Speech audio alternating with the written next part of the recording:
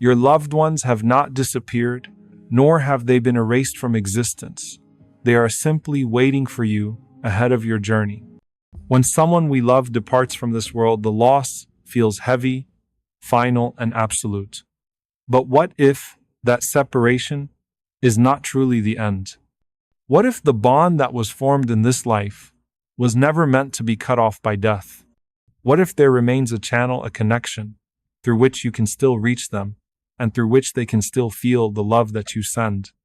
In the time of the Messenger of Allah ﷺ, there was a young man by the name of Bishr ibn al-Bara from the tribe of Banu Salama. He passed away, and his mother was devastated by his loss. Grief overcame her heart, and she could not bear the thought of separation. So she came to the Prophet ﷺ and said, "O Messenger of Allah, when the people of Banu Salama pass away, can I send my greetings of peace to my son Bishr through them?" The Prophet ﷺ responded, affirming her hope, and said, "Yes, by the one in whose hand is my soul, O Bishr, the deceased know one another as birds upon a branch." From that day on, whenever someone from her tribe was on the verge of passing, Bishr would rush to them before their soul departed.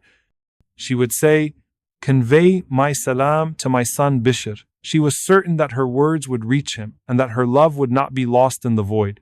This example alone is a reminder that our loved ones are not gone forever. They are simply at a different stop, further down the path ahead of us.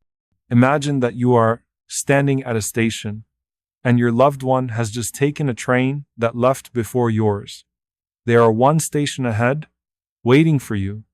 They simply no longer have service, so you cannot call them, but that does not mean the bond has ended. In truth, they are waiting, inshallah, and one day you will join them. Even now, you are not fully disconnected. There are ties that remain. The people who have left this world are not oblivious to what happens here. They are aware. They rejoice at your spiritual accomplishments, and they are gladdened when news of your goodness reaches them, especially news connected to your deen. The Prophet ﷺ's companion Abu Ayyub radiyallahu anhu narrated that when the soul of a believer is taken, other believing souls rush to receive him and immediately begin asking, "What happened to so-and-so? What happened to so-and-so?" Among their first questions, they ask, "Did so-and-so get married yet?" Their curiosity about us continues, even after their own departure, for their love has not faded. Not only are they awaiting news, but they also find joy in your visits and remembrance. Al-Fadl ibn Muwaffaq, rahimahullah, the cousin of the great scholar Sufyan, once related his personal experience. He said that when his father passed away, he was crushed by sorrow. Out of his grief, he would visit his father's grave every single day. With time, his visits became less frequent. One day, after sitting by his father's grave, he went home and fell asleep. In his dream, he saw his father's grave split open, and his father appeared, wrapped in his burial shroud, showing the signs of death. Sitting alone, the son began to weep upon seeing him. His father then said, "My son, why have you stopped coming to me?" Al-Fadl replied, "But father, how would you even know when I visit you?" His father responded, "I know every time you visit me, and when you used to come often, I was comforted by your presence, and I found delight in it. Even my neighbors in the graveyard felt joy because of your supplications." From this narration, we learn that our presence, our dua, and our acts of remembrance are not lost upon the deceased. They bring comfort, light, and joy. And even if you cannot visit their grave regularly, the prayers you make for them and the good deeds you dedicate on their behalf are far more valuable than any gift you could have given them while they were alive. Think of it this way: you were once given life within the womb of your mother. Now you have the ability to give light to her resting place through your dua. Perhaps your father once worked hard and furnished your home in this world. Now you can help furnish his dwelling in the next realm with the charity and righteous actions you send him. In life, your parents spent on you with love and sacrifice. In death, you now have the opportunity to spend on them with love and devotion. If they could speak to you today, this is exactly what they would ask of you. This is not limited only to parents. The same principle applies to all loved ones who have preceded us in death, our children, our siblings, our friends. we can continue sending them gifts, not material ones but spiritual ones, which reach them faster than anything in this world.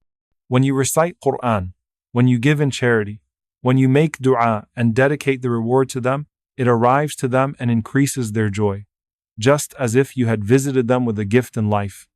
As we think about the reality of the next stage, the Barzakh, the grave, it becomes comforting to know that not only are our loved ones waiting for us, but they also receive the blessings we send ahead before we even arrive. And for those who may not have believing family awaiting them at that station, Allah's mercy still provides companionship. For the one without relatives waiting in the hereafter, they will find themselves in the company of the Prophet ﷺ and his noble companions, the greatest family one could hope for. We also find in the supplication for the deceased a dua that is often made during funeral prayers. O Allah, replace his home with a home better than his home, his family with a family better than his family, and his spouse with a spouse better than his spouse. Scholars such as Mullah Ali al-Qari rahimahullah explained that the word family in this context refers to the unique companions of the Barzakh, meaning that the deceased will not be left in loneliness, but will find new companionship in that world. Some scholars interpreted this to mean that the tensions, disputes, and flaws that might have plagued family relationships in the worldly life are removed in the hereafter. What remains is only reunion and love, free from the drama and hardship that often strain our family bonds in this world. Other scholars went further and said that this replacement could mean reunion with both old and new family members in the eternal homes of paradise, where everyone is gathered in peace and joy. Whether it is new companionship, purified reunion, or family in Jannah, the lesson remains the same. The bonds of love do not end with death. Every dua you make, every act of charity you dedicate, every righteous deed you send on behalf of your loved ones, all of these are lifelines that travel beyond the grave. They are gifts that keep reaching them, illuminating their resting place, and strengthening the connection between you and them. Through your remembrance, you continue to be their light, their support, and their link to what lies ahead. So whether it is your parents, your ancestors, your children, your siblings, or your closest friends, never think of the bond as broken. The Messenger of Allah ﷺ described death as a transition, not an end. We continue our journey, and they are simply further down the road.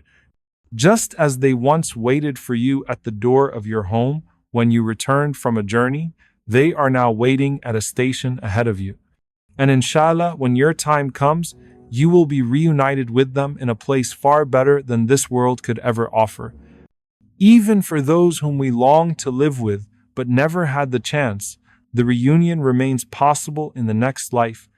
Allah tells us in the Qur'an of the one who regrets and pleads at the moment of death, "My Lord, send me back so that I may do righteousness in what I left behind." But Allah declares, it is only a word He is saying, and behind them is a barrier until the day they are resurrected. This verse reminds us that while the return to life is impossible, the continuation of deeds on behalf of the deceased is still within reach for us, the living. Therefore, our task is not to drown in despair at the thought of separation.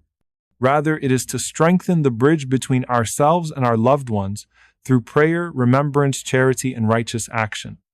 In doing so, we send them light, we bring them joy, and we prepare for the day when we too will cross into that station and inshallah embrace them once again.